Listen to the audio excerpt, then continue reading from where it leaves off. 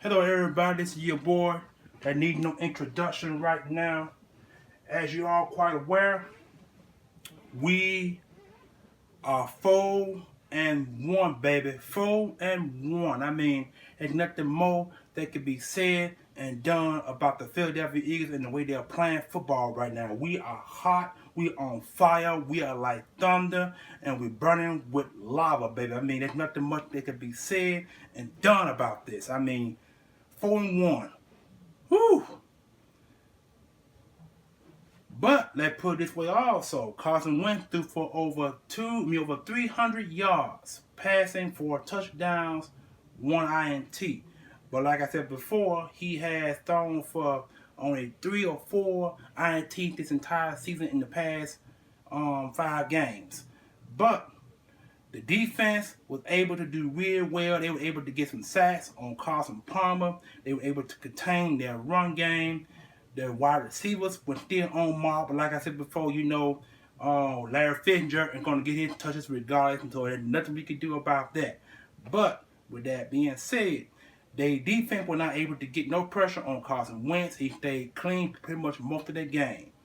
From what I've seen on NFL Network, and from what I've seen on Facebook via my man Michael, who was able to film a little bit of the footage live on Facebook. I've seen only the second half of the game because the first half I was at church, so I wasn't able to see the game overall for the first half.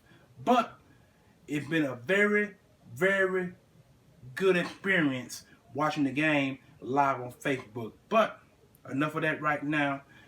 Let's get back to the game at hand. Nothing more really can be said about this, y'all. I mean, we are on fire. We burned up the entire NFC East because from what they're saying that we are now the team to beat. Because last year with the Dallas Cowboys, who were a team to beat. But a few other teams in our division have regressed. We can say that the New York Giants are 0-5 because they lost today against the San Diego Chargers, aka LA Chargers, 27-22. Eli Manning lost his top 3 tier receivers, with the major one being Odell Beckham. From what I've been told, I thought it was the ankle, but they say he broke his leg. And if he broke his leg, that's his season. He's over with. His entire season is done.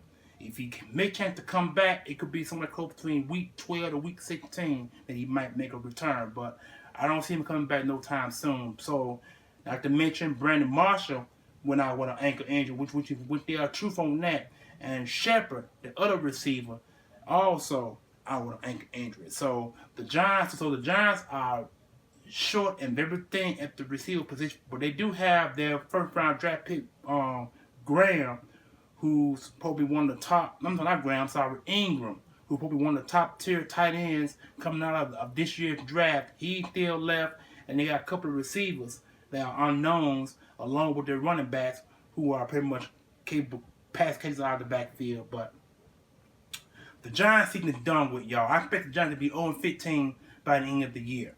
If they win the games, it could be against a team that's already playoff bound.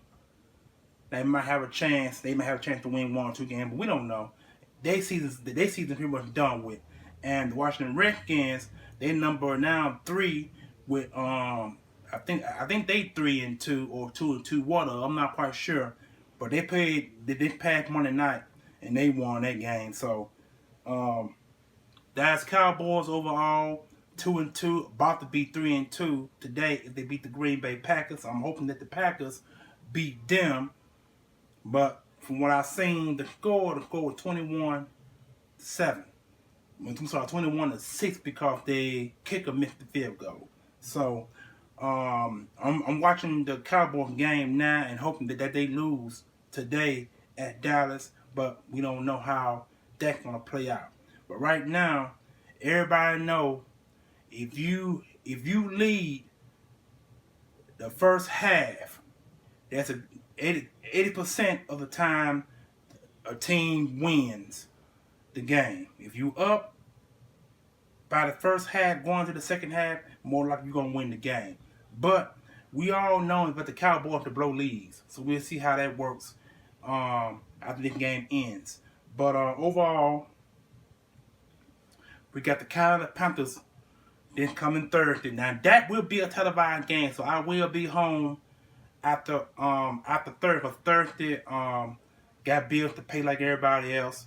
So when one don't pay me my bills, I'm gonna try to get home the best way I can possible to watch that game against the Panthers, and I'm gonna be so stoked, and so thrilled to finally see my team play on national television.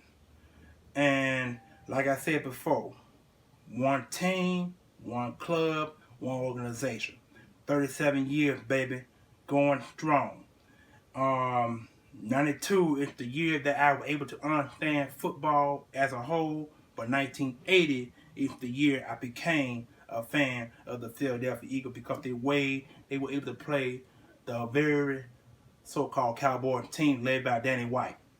But I don't have to go through the history overall of how it all happens. So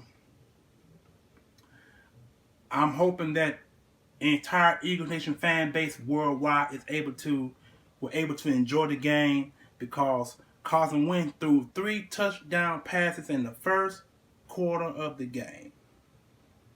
3 touchdown passes, and I am so surprised and so thrilled that Doug Peterson is finally calling the right plays.